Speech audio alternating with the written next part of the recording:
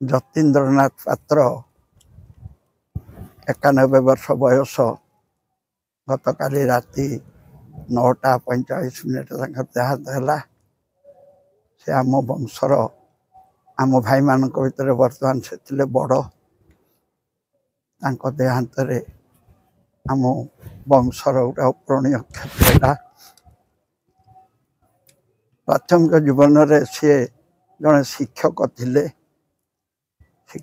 ଶିକ୍ଷାଦାନରୁ ଅବ୍ୟାହତି ନେଲା ପରେ ସାଂସାରିକ ଜୀବନଯାପନ କରୁଥିଲେ। ତାଙ୍କର 2 ପୁଅ ଜଣେ ଝିଅ। ତାଙ୍କ ସ୍ତ୍ରୀ ଗତ ବର୍ଷ ଏଇ ମାର୍ଚ୍ଚ ମାସ 2 ତାରିଖ ଦିନ ତାଙ୍କର ଦେହାନ୍ତ ହେଇଥିଲା। ଠିକ୍ ବର୍ଷେ 2 ଦିନ ପରେ ଆଜି ବଡ଼ ଭାଇଙ୍କର ଦେହାନ୍ତ।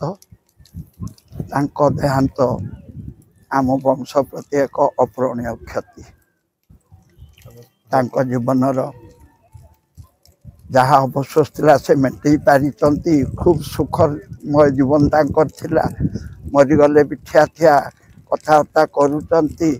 ହଠାତ୍ କ'ଣ ହେଲା ସେ ବାପା ବୋଲି ଡାକିଛନ୍ତି। ତାପରେ ତାଙ୍କର ଦେହାନ୍ତ ହେଇଗଲା। ଖୁବ୍ ସୁଖ ମରଣ ସେ ଲାଭ କରିଛନ୍ତି। ଆମେ ତାଙ୍କ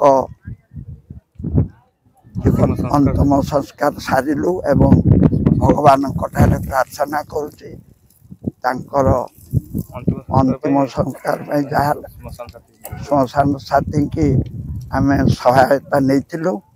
ଆଉ ଆମେ ସମସ୍ତେ ଈଶ୍ୱରଙ୍କ ନିକଟରେ ତାଙ୍କ ଆତ୍ମାର ସଦ୍ଗତି ପାଇଁ